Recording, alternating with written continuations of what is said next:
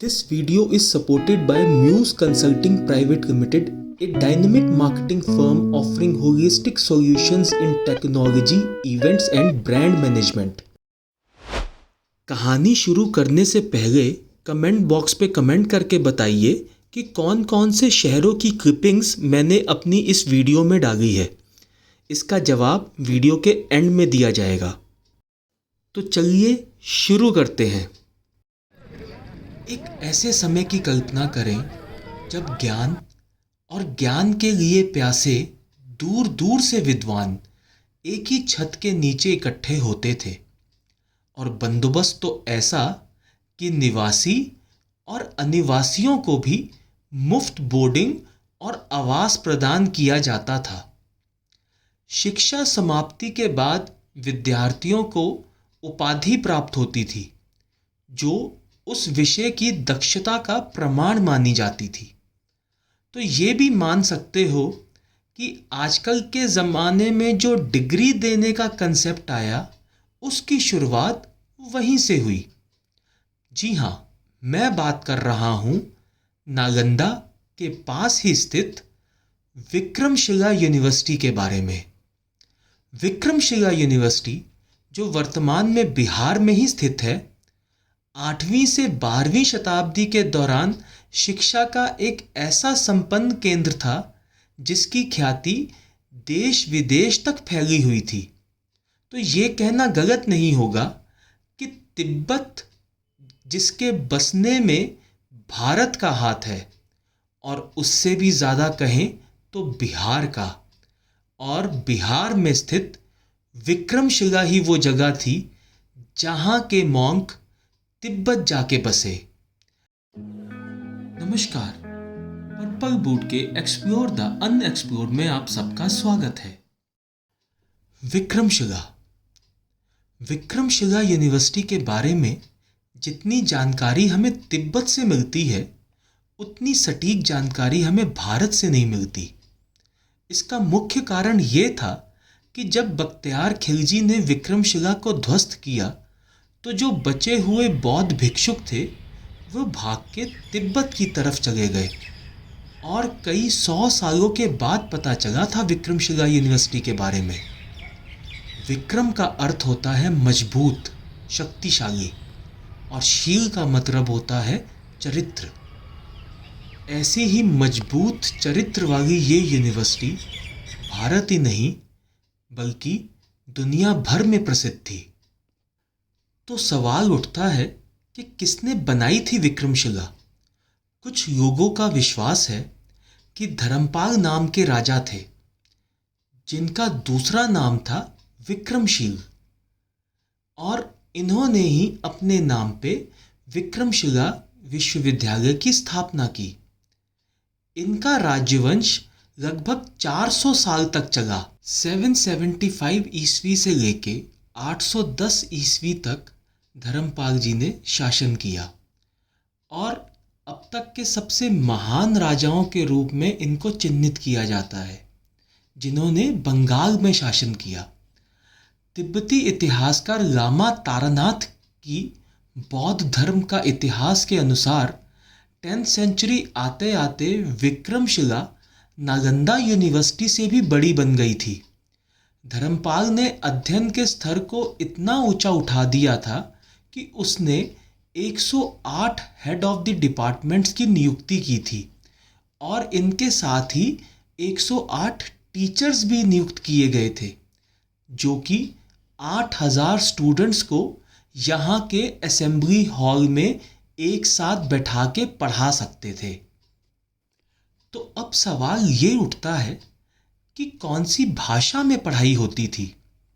तो एक बड़ी दिलचस्प सी बात निकल के आई कि जहां नालंदा में पढ़ाई का माध्यम पाली भाषा थी, वहीं विक्रमशिला यूनिवर्सिटी में संस्कृत भाषा में पढ़ाई होती थी।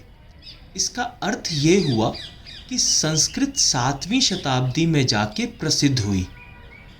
अब सवाल उठता है कि यहाँ पे पढ़ाई का ढांचा क्या था। यहाँ भी नालंदा की तरह ही दूर दूर से लोग आया करते थे पढ़ने, जैसे जापान, चीन, तिब्बत, कोरिया, थाईलैंड, नेपाल, भूटान, यहाँ इन सब देशों से विद्यार्थी शिक्षा ग्रहण करने के लिए आते थे। सफल छात्रों की योग्यता की घोषणा सत्तारूढ़ शासक के द्वारा दीक्षांत समारोह में की जाती थी। ये परंपरा विक्रमशिला में ही पहली बार लागू की गई थी, जो आज तक चली आ रही है। उच्च कोटि की शिक्षा प्राप्त करके विक्रमशिला के जो विद्यार्थी थे, उनको पंडित और महापंडित की उपाधि दी जाती थी। ये डिग्री या उपाधि राजा द्वारा विद्यार्थियों को दी जाती थी। ये उपाधियां विक्रमशिला महाविहार की उच्चतम डिग्रियां होती थीं। यहाँ भी नामांकन के लिए प्रवेश परीक्षा ही देनी पड़ती थी। लामा तारनाथ के अनुसार इस विद्यालय में 6 प्रवेश द्वार थे, जो विषयों के आचार्यों द्वारा रक्षित थे। ये आचार्य द्वार पंडित कहे जाते थे। इस महाविहार में प्रवेश पाने के लिए विद्यार्थियों को पहले प्रत्येक द्वार पंडित से शास्त्रार्थ करना पड़ता था, और जो इसमें उत्तीर्ण होता था वही इस महाविहार में प्रवेश पाने का अधिकारी होता था। दिलचस्प बात यह थी कि नालंदा में एक ही द्वार था, जबकि यहाँ पे 6। तो चरित्र और धारणा या बुद्धि की परीक्षा के लिए 10 आचार्यों की नियुक्ति की गई थी। आजकल के समय पे आप ऐसे समझ सकते हैं कि साइको एनालिटिकल टेस्ट के लिए यहाँ पे 10 टीचर्स बैठा करते थे। नालंदा विश्वविद्यालय की तरह ही यहाँ भी प्रवेश परीक्षा काफ़ी कठिन होती थी। एवरेज था कि अगर 10 लोग यहाँ पे एंट्रेंस के लिए आते थे, तो उनमें से 2 या 3 को ही एंट्री मिल पाती थी। तो जैसे ही ये विक्रमशिला के छात्र बनते थे, तो पहले साल इनको भिक्षुकों के पास शिक्षा प्राप्त करनी होती थी, या इनको भिक्षुकों के पास भेजा जाता था शिक्षा प्राप्त करने के लिए। बाद में उन्हें अब उच्च शिक्षकों के लिए ऊंचे स्तर के पंडितों के अधीन रह के ज्ञान प्राप्त करना होता था। विद्यार्थियों को शिक्षकों के अधीन सारे काम करने पड़ते थे।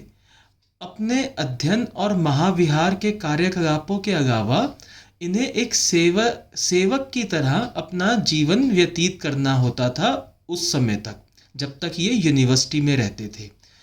उसके बाद वाद विवाद और तर्क द्वारा भी इनको शिक्षा दी जाती थी। इस महाविहार में शिक्षक एवं छात्र स्वच्छंद रूप से भाग लेते थे। यहाँ शिक्षक किसी एक विषय पर नहीं, बल्कि सभी विषयों पर तर्क किया करते थे। तो कौन कौन से टीचर्स थे जो इस यूनिवर्सिटी से फेमस हुए? एक थे आचार्य बुद्ध ज्ञानपाद। ये एक तरह से पहले वाइस चांसलर थे विक्रमशिला यूनिवर्सिटी के। फिर थे वैरोचन रक्षित। इन्होंने कई संस्कृत में रचनाएं लिखी हैं, और इसका बाद में तिब्बत में अनुवाद भी हुआ है।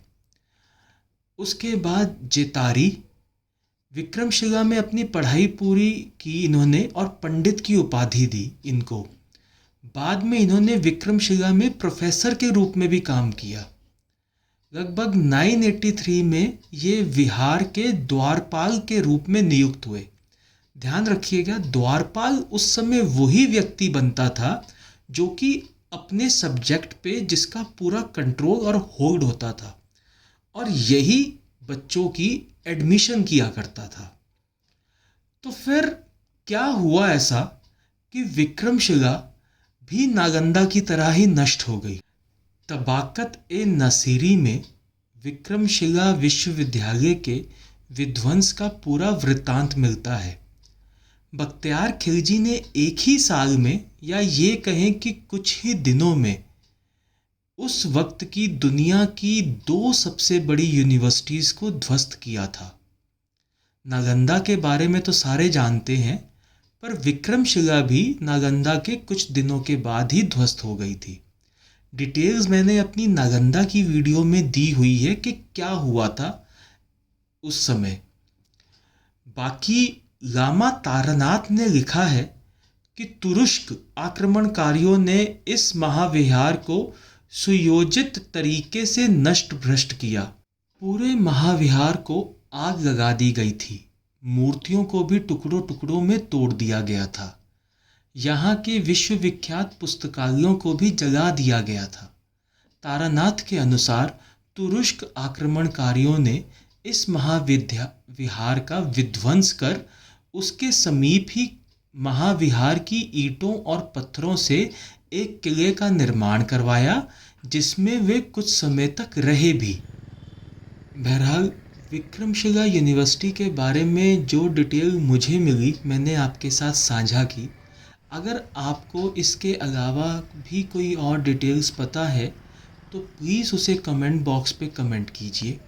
हाँ, वीडियो में शुरुआत में पूछा गया जो मेरा क्वेश्चन था कि कितने सिटीज़ मैंने कवर किए हैं इस वीडियो की क्लिपिंग्स में, तो उसका सही जवाब है 7 शहर आपको इस वीडियो में दिखते हैं, जो है दिल्ली, फतेहपुर सीकरी, पठानकोट, अमृतसर, मसूरी, इलाहाबाद और लखनऊ।